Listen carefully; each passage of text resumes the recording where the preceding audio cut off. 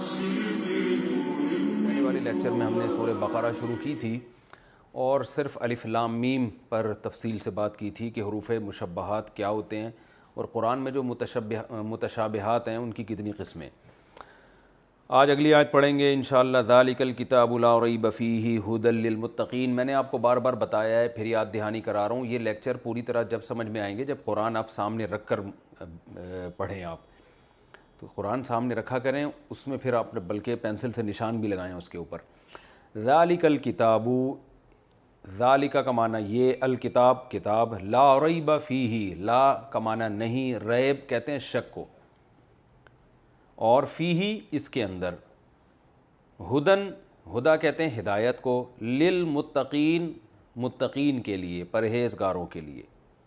الذین یہ وہ لوگ ہیں، یؤمنون یکرمون کی طرح، یکرمو جو ایمان لاتے ہیں، بالغیبی غیب پر، ویقیمون الصلاۃ، اقامہ یقیمو آ چکا ہے یہ لفظ پہلے، یقیمو اصل میں تھا یقویمو، یکرمو کی طرح، تو یقیمون تھا یقویمون، یقیمون الصلاۃ، صلاۃ نماز کو کہتے ہیں، یہ وہ لوگ ہیں جو نماز قائم کرتے ہیں، ومما، مما اصل میں تھا من ما، من الگ ہے ما الگ ہے، ملا کے بنا دیا مما، من میں نے سے، ما کا معنی وہ چیز، مما اس چیز میں سے، رزقناہم جو ہم نے ان کو رزق دیا ہے، ینفقون یہ خرچ کرتے ہیں، ینفقو یکرمو کی طرح ہے، انفاق کا معنی خرچ کرنا کہتے ہیں نا، انفاق فی سبیل اللہ۔ والذین اور یہ وہ لوگ ہیں، یؤمنون جو ایمان لاتے ہیں، بیما، بی کا معنی ساتھ، ما کا معنی وہ چیز، انزلہ نازل کی گئی، انزلہ اکرمہ کی طرح ہے،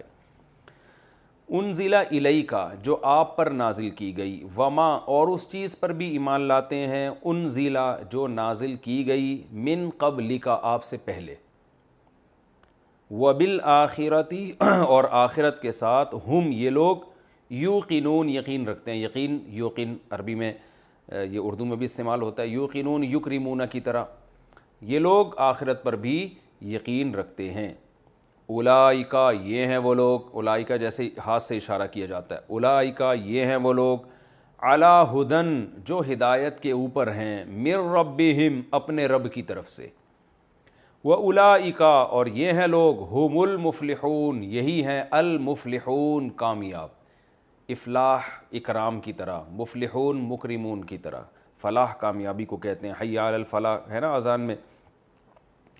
ان الذین کفروا بے شک وہ لوگ جنہوں نے کفر کیا، سواء علیہم برابر ہے ان پر، سوا برابر کو کہتے ہیں، مستوی لفظ استعمال ہوتا ہے نا، اور اردو میں کیسے یہ استعمال ہوتا ہے سوا کا لفظ، مستوی کا لفظ مساوات، ہاں مساوات اردو میں اس سے ملتا جلتا استعمال ہوتا ہے، سواء علیہم برابر ہے، انذرتہم، آ کا معنی کیا، انذرتا اکرمتا، صحیح ہے نا، انذار کا معنی ڈرانا اکرام کی طرح، انذرتہم کہ کیا آپ ان کو ڈرائیں، ام کا معنی یا، لم تنذر آپ ان کو نہیں ڈرائیں، ہم ان کو، یعنی برابر ہے ان پر یہ بات کہ آپ ان کو ڈرائیں یا نہ ڈرائیں، یہ بات ان پر کیا ہے، برابر ہے۔ لا یؤمنون یہ ایمان نہیں لائیں گے۔ میں ترجمہ کر دوں پھر اس کی تھوڑی تفسیر ہوتی ہے۔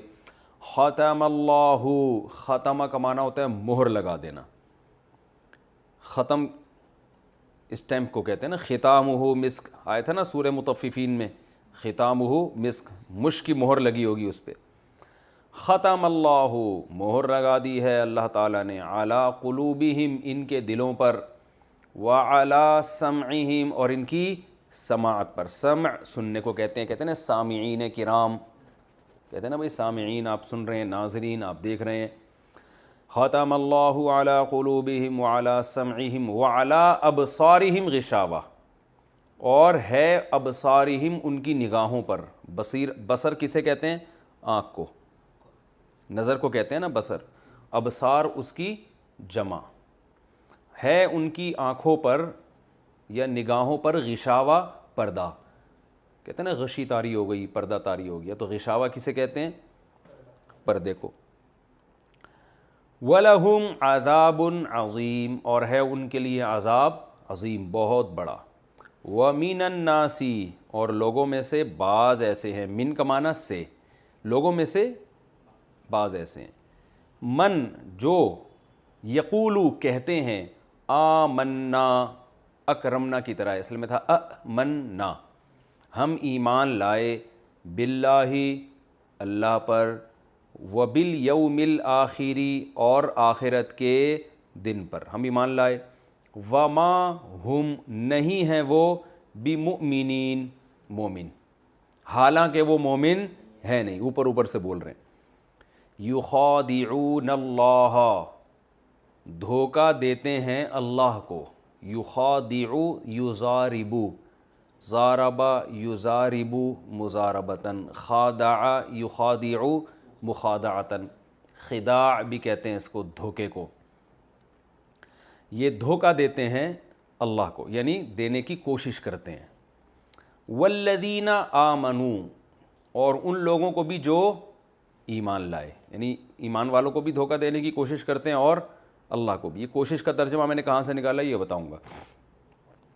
وما یخدعون، اور یہ دھوکہ نہیں دیتے، خدع یخدع، ضربہ یضربو کی طرح، اس کا معنی کیا ہے؟ دھوکہ دینا۔ وما یخدعون، اور یہ دھوکہ نہیں دیتے، الا مگر انفسہم، اپنے ہی نفسوں کو، نفس کی جمع انفس، دھوکہ اپنے آپ کو ہی دے رہے ہیں۔ وما یشعرون، اور انہیں شعور نہیں ہے۔ فی قلوبہم مرض، ان کے دلوں میں مرض ہے، بیماری ہے۔ فزادہم اللہ، زادہ کا معنی بڑھا دینا، اللہ نے بڑھا دیا ہے ان کو، مرضاً، مرض کے اعتبار سے، مرض کے اعتبار سے اللہ نے اور ان میں اضافہ کر دیا۔ وَلَهُمْ عَذَابٌ أَلِيمٌ، اور ان کے لیے عذاب ہے دردناک، بِمَا كَانُوا، اس وجہ سے، با کا معنی وجہ بھی آتا ہے، بیما بوجہ اس بات کے، یعنی اس وجہ سے کہ کانو تھے یہ لوگ، یکذبون، جھوٹ بولا کرتے تھے، جھوٹ بولنے کی وجہ سے ان کے لیے کیا ہے؟ دردناک عذاب۔ تو یہ تو لفظی ترجمہ ہو گیا، ایک رکوع سے کچھ زیادہ ہم نے پڑھ لیا ہے، اس کا ہم انشاءاللہ اب ترجمہ کریں گے۔ ترجمہ تو کر لیا، لفظی اس کی جو چھوٹی موٹی گرامر تھی وہ بھی بتا دی ہے۔ ذالک الکتاب لا ریب فیہ، یہاں سے پارے کی ابتدا ہو رہی ہے۔ اللہ نے قرآن مجید کا تعارف کروایا، ذالک الکتاب، یہ کتاب، ذالک اصل میں جب اشارہ کیا جاتا ہے نا ہاتھ سے کسی چیز کی طرف، اس وقت کہا جاتا ہے، گویا اللہ میں اشارہ کر کے اللہ تعالیٰ ہمیں بتا رہے ہیں یہ جو کتاب تمہارے سامنے ہے، پوری کتاب تمہارے سامنے رکھی ہوئی ہے، لا ریب فیہ، اس میں کوئی شک نہیں ہے۔ کیا مطلب؟ اس میں کوئی شک نہیں ہے کہ یہ اللہ کا کلام ہے، ایک بات، اس میں کوئی شک نہیں ہے۔ دوسرا، یہ تحریف سے پاک ہے، اس میں کوئی شک نہیں ہے۔ تو دو وجوہات سے شک پیدا ہو سکتا ہے، ایک یہ کہ یہ اللہ کا کلام ہو، اس میں بھی شک ہو سکتا ہے، دوسرا یہ محفوظ نہ ہو تو اس میں بھی شک ہو سکتا ہے۔ تو اس لیے اللہ نے ہر قسم کے شک کی نفی کر دی۔ لا ریبہ، اس کو کہتے ہیں لائے نفی جنس۔ ایک عربی میں لا ہوتی ہے، اس کا معنی ہوتا ہے نہیں، اور ایک وہ لا ہوتی ہے جو بالکل جڑ سے کسی چیز کو کی نفی کر دیتی ہے، اور اس کی علامت یہ ہوتی ہے کہ اس کے بعد جو اسم ہوتا ہے نا اس پہ زبر ہوتا ہے، جیسے لا الہ، کوئی سرے سے الہ ہے ہی نہیں، الا اللہ، مگر اللہ۔ تو ایک لا جو نارمل لا ہوتی ہے نا وہ ہوتی ہے لا الہن، یعنی الہن ہوتا، جیسے ہم کہتے ہیں لا زیدن، زید نہیں ہے، فی الداری، گھر میں، یہ نارملی عرب ایسے استعمال کرتے ہیں، لا زیدن فی الدار، زید گھر میں موجود نہیں ہے، اور لا رجل فی الدار، گھر میں کوئی بندہ موجود نہیں ہے، رجل کا معنی بندہ۔ لیکن جب عربی میں زبر لگ جاتا ہے نا، لا رجلا فی الدار، تو بندے نام کی کوئی چیز ہے ہی نہیں، یہ غلو ہو جاتا ہے، اس میں مبالغہ ہو جاتا ہے۔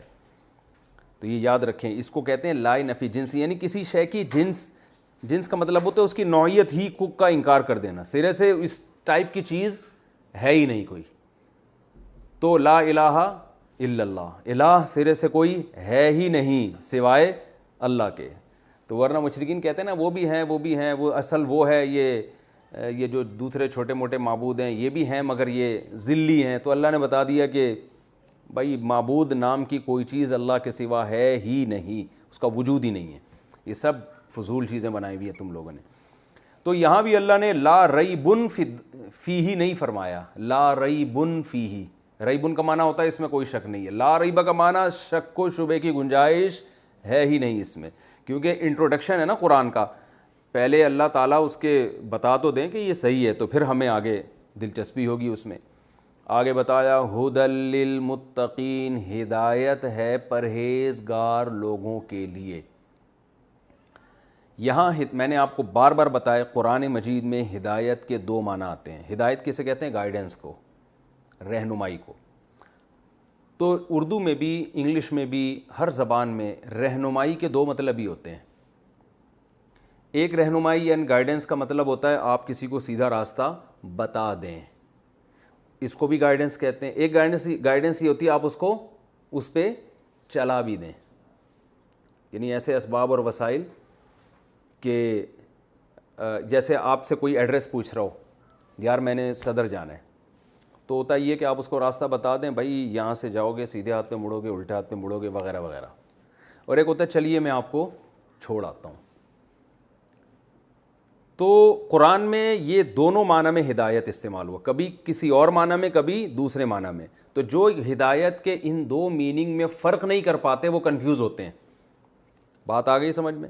جیسے قرآن میں آتا ہے اہدنا الصراط المستقیم، اے اللہ ہمیں سیدھے راستے کی ہدایت دے، دعا مانگ رہے ہیں نا۔ لیکن ہم نے سورہ بلد میں پڑھا تھا وَہَدَيْنَاهُ النَّجْدَيْن، ہم نے اس کو دونوں راستے ہدایت کر دی ہیں۔ تو جب اللہ نے دونوں راستے ہدایت کر دی ہیں تو ہم پھر سیدھے راستے کی ہدایت کیوں مانگ رہے ہیں؟ اللہ تو کہہ رہے ہیں میں نے تو سیدھا کی بھی ہدایت کر دی اور غلط کی بھی ہدایت کر دی۔ تو وہاں ہدایت کا معنی کچھ اور ہے، سورہ فاتحہ میں ہدایت کا معنی کچھ اور ہے۔ سورہ بلد میں ہدایت کا معنی یہ ہے کہ اللہ نے دونوں راستے دکھا دیے۔ جب سورہ فاتحہ میں ہم اللہ سے ہدایت مانگتے ہیں تو مراد دکھانا نہیں ہے، اے اللہ ہمیں وہاں تک پہنچا دے، چلا دے، یا ہمیں سیدھے راستے پہ چلنے کی توفیق دے دے۔ بات آ گئی سمجھ میں؟ توفیق کا لفظ بہت استعمال ہوتا ہے قرآن و سنت کی اصطلاح میں، کہتے ہیں اللہ توفیق دے گا تو یہ کام کر لیں گے۔ یہ توفیق کی ڈیفینیشن کیا ہے؟ ارے آپ کسی کو بولو یار تم کبھی نماز بھی پڑھ لیا کرو، کہہ رہے ہیں یار اللہ جب توفیق دے گا تو پڑھ لیں گے۔ اچھا، بعض لبرل لوگوں کو اس توفیق کے لفظ پہ بڑا اعتراض ہوتا ہے، کیا جب اللہ ہی توفیق دے گا تو پھر ہم نے جب دینا ہوگا تو دے دے گا، نہیں دے گا تو ہم کیا کریں، وہ تو اللہ کی توفیق سے ہوتا ہے نا۔ تو توفیق کہتے ہیں، توفیق نکلا ہے دیکھیں وفاق، موافقت، اس سے نکلا ہے۔ موافق کہتے ہیں نا یہ چیز مجھے موافق نہیں آ رہی۔ آپ نے بھنڈی کھا لی زیادہ، آپ پہلے ہی بلغم تھا، آپ کو صفرا بڑا ہوا تھا، حکیم لوگ کہتے ہیں نا آپ بھنڈی آپ کو موافق نہیں آئے گی، وہ ریشہ پیدا کرتی ہے۔ ایسا ہی ہے نا، آپ یرقان کے مریض تھے، آپ کا ہیپاٹائٹس ہوا ہے اور آپ دیسی انڈے کچے پی رہے ہیں، موافق آئیں گے؟ ابھی میں توفیق کے لفظ کو سمجھانے کے لیے مثالیں دے رہا ہوں۔ لوگ کہتے ہیں پتہ نہیں کیا فضول چیزیں، بھائی اسی طرح سمجھایا جاتا ہے نا، توفیق موافقت سے۔ کہتے ہیں نا یہ انڈا آپ کو موافق نہیں آئے گا، آپ تو پہلے ہی جگر کے مریض ہیں، تو موافق کا معنی مناسبت ہو جائے۔ تو توفیق یہ نکلا ہے وفق یوفق توفیقاً، سبح یسبح تسبیحاً سے، توفیقاً یعنی کسی چیز کو کسی چیز کے موافق کر دینا۔ جب ہم کسی اچھے راستے پہ چلنے کی کوشش کرتے ہیں تو ہمارے اگر موافقت ہو جائے اس راستے سے تو اسپیڈ سے چلیں گے، وہ راستہ ہماری نیچر اور طبیعت سے اگینسٹ جا رہا ہو، رکاوٹیں کھڑی ہو رہی ہوں، تو وہ اس کا مطلب وہ ہمارے موافق نہیں ہو رہا۔ تو اللہ کو یہ قدرت ہے کہ اچھے راستے کو آپ کے موافق بنا دے، یہ بھی قدرت ہے۔ بنا دے گا تو ہم کہیں گے اللہ نے توفیق دے دی ہے آپ کو، یعنی یہ راستہ آپ کے موافق بنا دیا ہے۔ اور اگر نہیں ہوگا تو ہم کہیں گے اللہ کی طرف سے توفیق نہیں مل رہی۔ تو اب اس کی اصطلاح میں جو تعریف ہے توفیقی، جعل الاسباب موافقۃ للمطلوب الخیر، گاڑی زبان استعمال کی ہے، آسان سمجھا دیتا ہوں۔ آپ کا جو نیک مقصد ہے تو اس مقصد کو تک پہنچنے کے لیے آپ کو جو اسباب اور وسائل چاہیے تو اللہ وہ اسباب اور وسائل ایسے پیدا کر دے جو آپ کو آپ کے نیک مقصد تک پہنچانے میں مدد دیں. تو کبھی اللہ کی طرف سے نا ایسے حالات پیدا ہو جاتے ہیں, کبھی اللہ کی طرف سے رکاوٹیں ہوتی ہیں تو آزمائش بڑھ جاتی ہے انسان کی, ایسے موقع پر انسان ہتھیار ڈال دیتا ہے. تو یہ مطلب ہے توفیق کا کہ اللہ تعالیٰ وہ اسباب جو آپ کے نیک مقصد تک پہنچنے کے لیے کچھ اسباب چاہیے نا, تو اللہ وہ اسباب آپ کے لیے کیا کر دیتا ہے, آسان. تو اب کیا مطلب, ہم کہیں گے بھائی قدرت کی طرف سے بھی آپ کی موافقت ہو گئی ہے, قدرت کی طرف سے بھی آپ کو توفیق مل رہی ہے. لبرل لوگ, لبرل تو نہیں کہنا چاہیے, جو ایتھیسٹ ہیں, جو ملحد ہیں, وہ کہیں گے نیچر آپ کا ساتھ دے رہی ہے. نیچر کیا کر رہی ہے؟ میں نے یوٹیوب پہ ایک ویڈیو دیکھی نا, وہ سونامی کا طوفان کی, تو اس پہ کسی ملحد نے لکھا ہوتا ہے نیچر از اینگری, فطرت بہت غصے میں. ہم کہتے ہیں اللہ کا غضب ہے نا, زلزلہ آ رہا ہے, تو جو ملحد ہیں وہ سب کس چیز کے کھاتے میں ڈال دیتے ہیں, نیچر کے, کہ نیچر غصے میں. حالانکہ نیچر بذات خود تو کوئی چیز ہی نہیں ہے. تو نیچر ٹینشن میں, نیچر غصے میں, نیچر آپ سے خوش ہے. قرآن نے بھی کہا نا کہ زندگی ایسی ملے گی قیامت کے دن, وہ زندگی آپ سے خوش ہوگی. تو یہ تو مجازن کہا ہے قرآن مجید نے.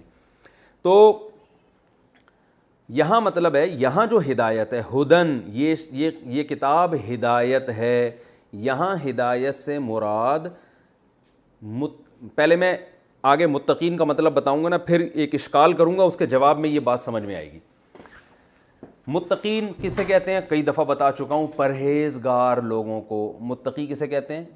پرہیزگار, بچنے والے, گناہ سے, برائی سے اجتناب کرنے والے, ایوائڈ کرنے والے جسے آج کل کہا جاتا ہے.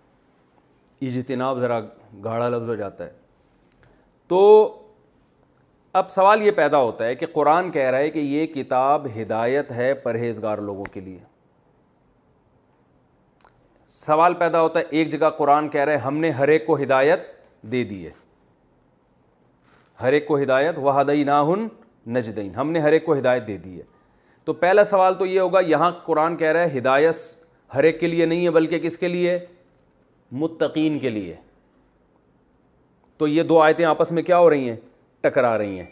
دوسرا اعتراض یہ ہوگا, متقی کہتے ہیں گناہ سے بچنے والا, تو جو پہلی بچنے والا ہے اس کو ہدایت کی ضرورت کیا ہے؟ بہت مشکل ہے بات سمجھانا. بھائی ہم ہدایت کا ترجمہ یہ کرتے ہیں, پہلا دوبارہ سے سب دماغ سے نکال دیں, دوبارہ اشکال دہراتا ہوں میں.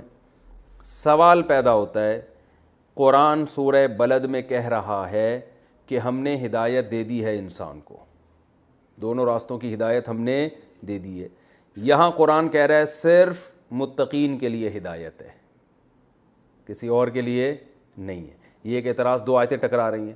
اس اعتراض کا جواب ہم یوں دیتے ہیں کہ وہاں ہدایت کا معنی تھا راستہ دکھانا, یہاں ہدایت کا معنی ہم لیں گے راستے پہ چلانا. تو متقین کو یہ سیدھے راستے پہ چلائے گا, دوسروں کو نہیں چلائے گا.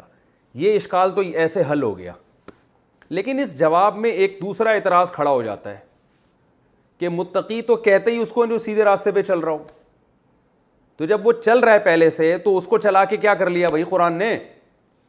ہدایت ہے اس کے لیے جو سیدھے راستے پہ, ارے کیا ہو گیا, ہدایت ہے اس کے لیے جو سیدھے راستے پہ چل رہا ہے, یعنی اس کو سیدھے راستے پہ چلائے گا. ہدایت کا یہ معنی لے رہے ہیں نا کہ اس کو سیدھے راستے پہ چلائے گا. کس کو چلائے گا؟ جو پرہیزگار ہے, تو وہ تو پہلے ہی چل رہا ہے.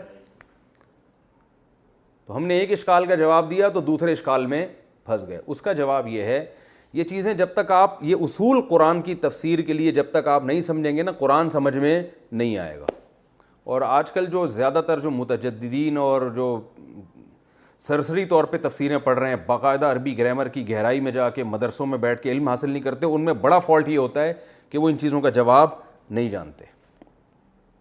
تو یہاں یہ بات یاد رکھیں, عربی زبان میں بسا اوقات جب ایسا ہوتا ہے, کئی دفعہ ایسا ہوتا ہے کہ کوئی کام بول کر اس کام کا ارادہ مراد ہوتا ہے, حقیقت میں وہ کام مراد نہیں ہوتا. اور بعض دفعہ کام بول کر دعوی کام مراد ہوتا ہے. مثال سے سمجھاؤں گا انشاءاللہ. اس کو کہتے ہیں فعل بول کر ارادہ فعل, اور کبھی فعل بول کر دعوی فعل. ٹھیک ہے, دعوی فعل کی مثال دوں, قرآن مجید میں آتا ہے سورہ صف میں جو ہے نا، سورہ صف 28ویں پارے میں، یا ایھا الذین آمنوا لم تقولون ما لا تفعلون، اے ایمان والو ایسی بات کیوں کہتے ہو جو کرتے نہیں ہو، ایسی بات کیوں کہتے ہو جو کرتے نہیں ہو۔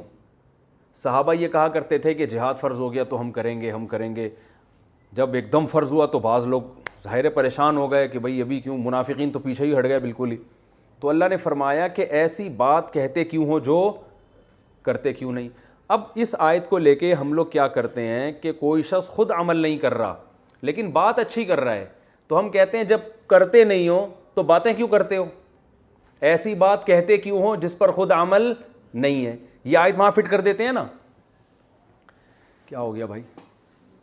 دیکھو کوئی آدمی آپ سے آ کے کہہ رہا ہے یار نماز پڑھ لیا کرو، آپ اس سے کہتے ہیں تم خود پڑھتے ہو، کہتے ہیں میں تو نہیں پڑھتا لیکن میں مذاکرہ کر رہا ہوں یار، اچھا تمہیں بھی ترغیب دوں، ہم بھی پڑھ لیں گے اس بہانے۔ بھائی لوگ کہتے ہیں نا شکل اچھی نہیں ہو تو بات تو اچھی کرنی چاہیے، تو صرف یہ شکل کے بارے میں نہیں ہے، اعمال بھی اچھے نہ ہو تو بات تو کم از کم اچھی کرنی چاہیے۔ تو آپ فوراً اسے یہ آیت سنائیں گے جب خود نہیں پڑھتے، تو قرآن تو کہہ رہا ہے لِمَ تَقُولُونَ مَا لَا تَفْعَلُونَ، تم وہ کام کیوں کرتے ہو جس پر خود عمل، وہ بات کیوں کرتے ہو جس پر خود عمل نہیں کرتے۔ یہ ہے نا، حالانکہ یہ آیت اس کے بارے میں نہیں ہے، اس لیے کہ یہاں تقولون قول ہے، ایسا کہتے کیوں ہو، یہاں کہنے سے مراد کہنا نہیں ہے، کہنے کا دعویٰ کرنا ہے۔ ما لا تفعلون، وہ کام کیوں کرتے ہو، وہ بات کیوں کہتے ہو جو کرتے نہیں ہو۔ کیا مطلب؟ سوری، بات کا دعویٰ نہیں، اس کام کا دعویٰ ہے، یعنی وہ بات کیوں کہتے ہو جس کے دعوے خود کرتے ہو۔ تو ایسی چیز کا دعویٰ کرنا غلط ہے جس پر آپ عمل نہ کر سکو، کیونکہ آیت کا شان نزول کیا ہے کہ صحابہ نے کہا جہاد جیسے ہی فرض ہوگا ہم کریں گے، تو ایک کام کا دعویٰ کیا نا، تو اللہ نے فرمایا وہ بات کہتے کیوں ہو جو کر نہیں سکتے، یعنی اس بات کا دعویٰ کیوں کرتے ہو جو کر نہیں سکتے۔ تو یہاں جہاد مراد نہیں ہے بلکہ جہاد کا دعویٰ، فعل بول کر دعوی فعل مراد ہے، وہ کام جس کا تم دعویٰ کرتے ہو تو وہ کام، اس کے دعوے مت کیا کرو، دعویٰ اسی کام کا کرو جو کر سکتے ہو۔ تو یہ آیت ان لوگوں کے بارے میں نازل ہوئی ہے جو بونگیاں بڑی بڑی مارتے ہیں، ہم یہ کر دیں گے ہم یوں کر دیں گے، جب کرنے کا ٹائم آتا ہے تو پتلی گلی سے نکل جاتے ہیں۔ تو ان کو یہ کہا جائے گا کہ جو کام کر نہیں سکتے تھے وہ کہاں کیوں تم نے۔ تو یہ ان لوگوں کے بارے میں آیت جو منافقین تھے، جو بڑے بڑی بونگیاں مار رہے تھے اور پھر بھاگ گئے وہ، تو ان کو ایمان والوں سے تعبیر قرآن نے اس لیے کیا کہ ظاہری طور پر ان کو ایمان والا ہی سمجھا جاتا تھا، کیونکہ قرآن ان کو کافر کہہ دیتا تو کہتے ہمیں جو کافر ہی کہہ دیا تو اب ہمیں کس چیز کا مطالبہ کر رہے ہو ہم سے۔ دوسرا، بعض دفعہ ایسے ہوتا ہے کہ قرآن مجید میں فعل بول کر ارادہ فعل مراد ہوتا ہے، یہاں تو دعوی فعل ہے نا، وہاں کیا ہوتا ہے ارادہ فعل۔ جیسے قرآن میں آتا ہے یا ایھا الذین آمنوا اذا قمتم الی الصلاۃ، اے ایمان والو جب تم نماز کے لیے کھڑے ہو جاؤ، فاغسلوا وجوہکم، تو اپنے چہروں کو دھو، اپنے ہاتھوں کو دھو کوہنیوں تک، وامسحوا برؤوسکم، اور اپنے سر کا مسح کرو، وارجلکم، اور پاؤں کو دھو۔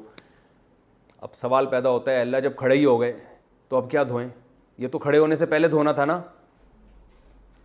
بھائی اذا قمتم الی الصلاۃ، اے ایمان والو جب تم نماز کے لیے، قمتم اصل میں تھا قومتم، ضربتم کی طرح نا، قیام سے نکلا ہے، تو جب تم کھڑے ہو جاؤ نماز کے لیے تو کیا کرو، چہرے کو دھو۔ تو یہاں کھڑے ہونے سے مراد کھڑے ہونے کا ارادہ ہے، یعنی اذا اردتم القیام الی الصلاۃ، اے ایمان والو جب تم نماز کی طرف کھڑے ہونے کا ارادہ کر لو، تو ارادے کے بعد وضو ہے۔ تو فعل بول کر مراد کیا ہے، لفظ قیام کا استعمال ہو رہا ہے، مراد ارادہ قیام ہے، قیام نہیں ہے، ارادے کا لفظ یہاں چھپا ہوا ہے، وہاں دعوے کا لفظ چھپا ہوا ہے،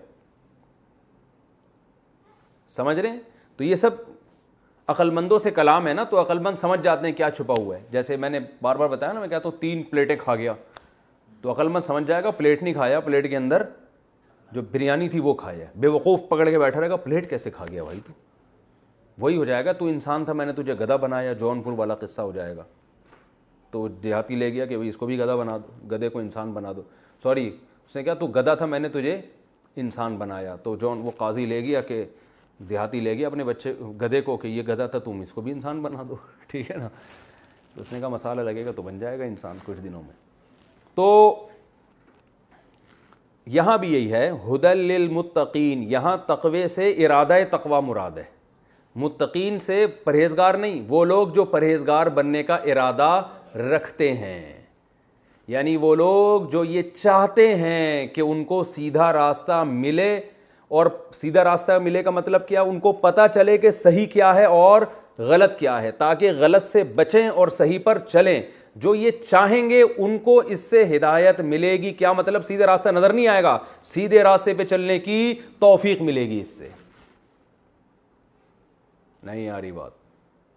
تو اس لیے اللہ نے بتا دیا جن کو ہدایت نہیں ملی نا، جن کم بختوں کو، پڑھ پڑھ کے پاگل ہو گئے، وہ پھر وہیں کے وہیں، وہ چاہتے ہی نہیں ہیں، یا وہ صرف تنقید برائے تنقیدی نیت سے پڑھتے ہیں قرآن کو، ورنہ جو آدمی نیوٹرل ہو کے بالکل حقیقی لبرل بن کے پڑھے گا قرآن، واقعی میں لبرل ہوگا، وہ نام نہاد لبرل نہیں، وہ بالکل لبرل ہو کے قرآن پڑھے گا، تمام فاسد چیزوں کو، اپنے باپ دادا کی رسومات کو اور سب کچھ کو سائڈ پہ لگا کے بالکل نیوٹرل ہو کے قرآن کا مطالعہ کرے گا، تو قرآن کہتا ہے کہ اس کو سیدھا راستہ نظر بھی آئے گا اور چلنے کی توفیق بھی ملے گی۔ اور صحابہ اور تابعین، بڑے بڑے لوگوں کے ہم واقعات دیکھتے ہیں کہ دو دو آیتیں سن کے پاگل ہو گئے۔ وہ نجاشی کا جو مشہور واقعہ ہے کہ حضرت جعفر طیار نے اس کے سامنے جب سورہ مریم کی آیتیں تلاوت کی ہیں، رو رو کے پاگل ہو گیا وہیں پر، پہلی دفعہ قرآن سن رہا تھا، اور سارے پادری، چونکہ وہ نیوٹرل تھے، ان کو اسلام سے دشمنی نہیں تھی، نہ کوئی مسلمانوں سے ان کی جنگیں ہوئی تھیں، نہ کوئی اسلام سے دشمنی تھی،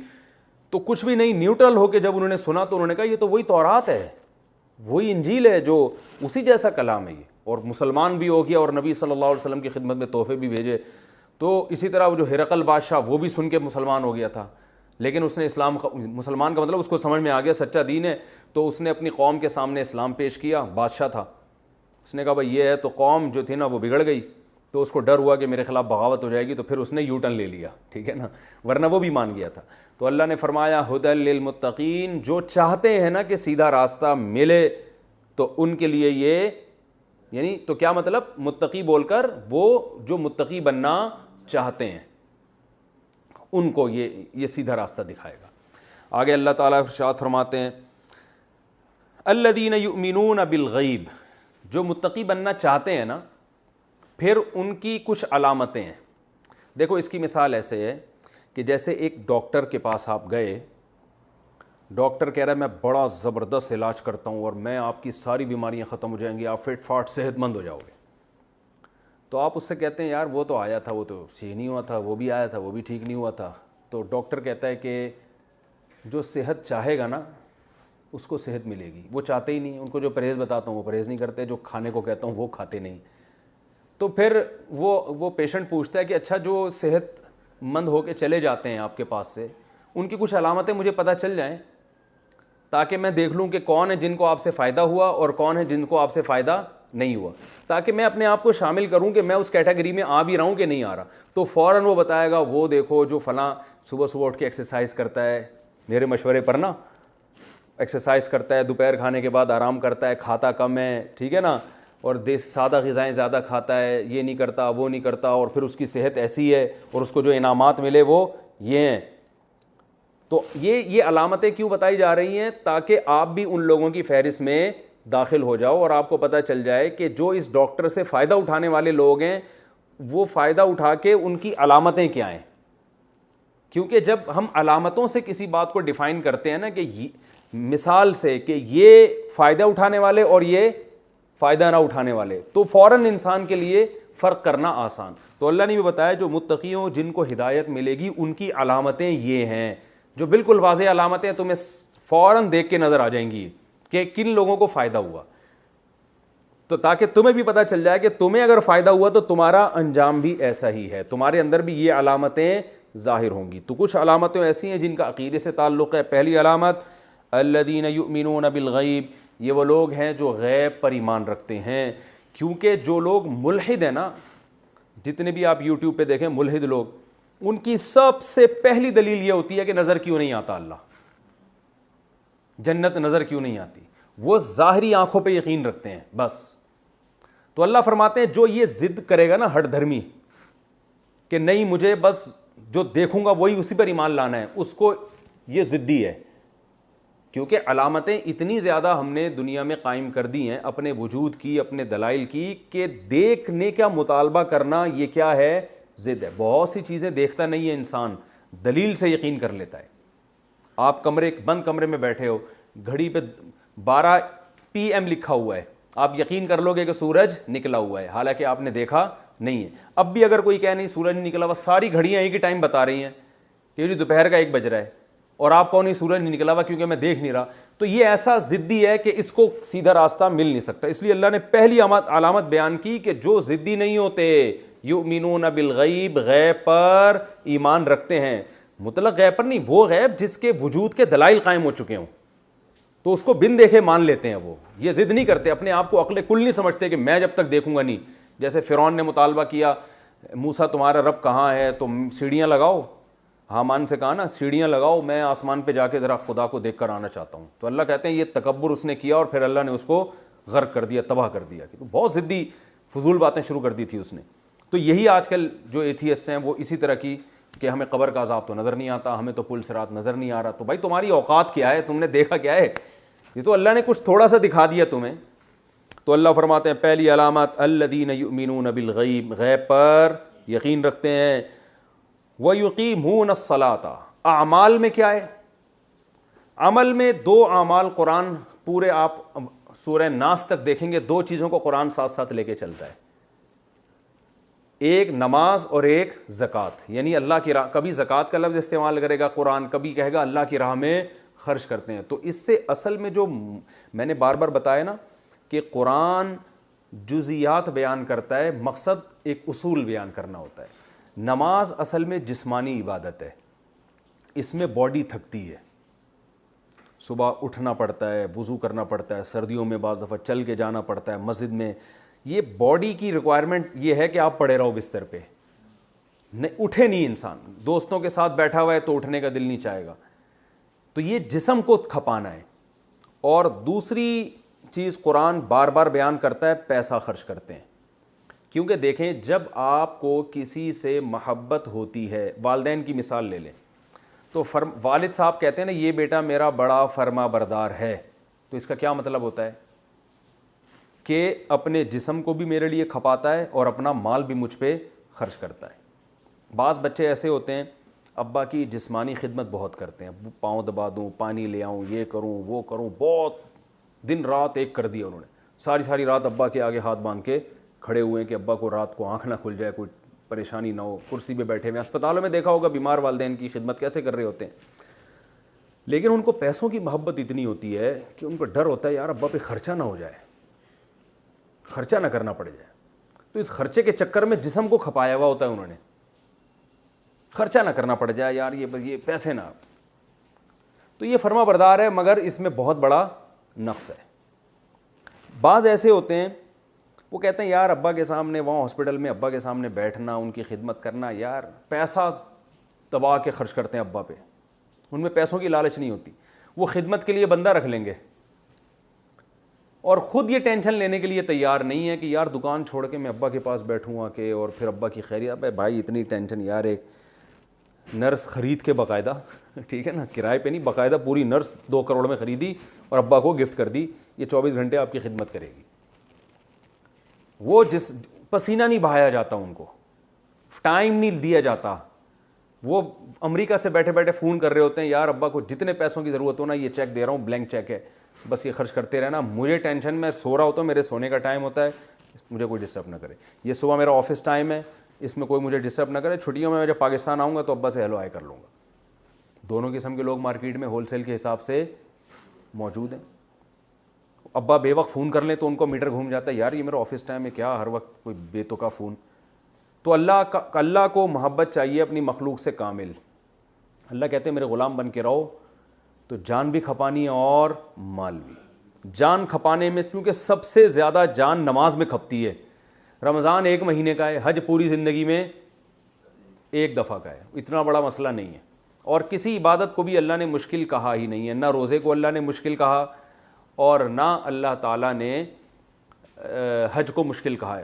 نماز ایک ایسی عبادت ہے جس کو قرآن نے خود مشکل کہا ہے، وَإِنَّهَا لَكَبِيرَةٌ إِلَّا عَلَى الْخَاشِعِينَ، یہ بڑی مشکل عبادت ہے، سوائے ان لوگوں کے لیے جن کے دلوں میں اللہ کا خوف ہے. خود اللہ نے اس کو مشکل کہا ہے, کیونکہ پوری زندگی بھائی جب سے بالغ ہوئے تھے کنٹینیو ایک کام کرتے چلے جانا, پھر صبح اٹھ رہے ہیں نیند قربان کر رہے ہیں, آفس ٹائم ہے وہ چھوڑ کے جا رہے ہو, آپ دکان پہ رش لگا ہوا ہے, جماعت کا ٹائم ہو گیا, تو ایک دو چار دن کی بات نہیں ہے, پوری زندگی, نہ سفر میں معاف نہ حضر میں معاف. تو اللہ فرماتے ہیں جو اس سے ہدایت حاصل کرتے ہیں نا, ان کی علامتیں یہ ہیں کہ پہلی علامت غیب پر ایمان رکھتے ہیں, دوسری علامت یقیمون الصلاۃ, نماز قائم کرتے ہیں. اقامت کہتے ہیں نماز پڑھنے کا ذکر نہیں ہے, قائم کرنا, عربی میں تقویم کہتے ہیں تیر کو سیدھا کرنے کو.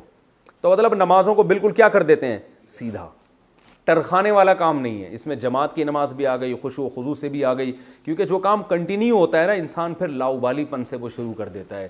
تو اس لیے اللہ نے نماز کے لیے پڑھنے کے بجائے کون سا لفظ استعمال کیا, اقامت. تقویم الرمح عربی میں کہتے تھے تیر کو سیدھا کرنا, تو تیر کتنا سیدھا کیا جاتا ہے نا تب چلتا ہے وہ. تو یہاں بھی اللہ نے نماز قائم کرنے کا کہ نہ ان میں جسمانی سستی ہوتی ہے میرے حکم کی بجاوری میں, اور نہ مال خرچ کرنے سے رکتے ہیں. یہ مجھے خوش کرنے کے لیے پیسے بھی لگاتے ہیں, اور مجھے خوش کرنے کے لیے جسمانی اپنے ٹائم بھی. یہ نہیں کہ جو سس بچہ تھا نا, ابا نے مجھے فون کیوں کر لیا بے وقت, ابھی تو میرا آفس ٹائم تھا, یہ تھا تو وہ تھا, تو یہ سب چیزیں نہیں. اللہ فرماتے ہیں جب حی علی الصلاۃ کی صدا گونجے گی, سارے کام دائیں بائیں کر کے میرے سامنے جھکتے ہیں. تو یہ علامت ہے. وَمِمَّا رَزَقْنَاهُمْ, اور جو رزق ہم نے ان کو دیا ہے, يُنْفِقُونَ, اس میں سے خرچ کرتے ہیں. تو اللہ نے اس میں اشارہ بھی دے دیا کہ ہمارا ہی دیا ہوا ہے یہ سارا, تو خرچ کر کے کوئی ہم پر احسان نہیں کر رہے. تو یہ آج کا انشاءاللہ اتنا کافی ہے, پھر اگلے لیکچر میں ہم آگے چلیں گے.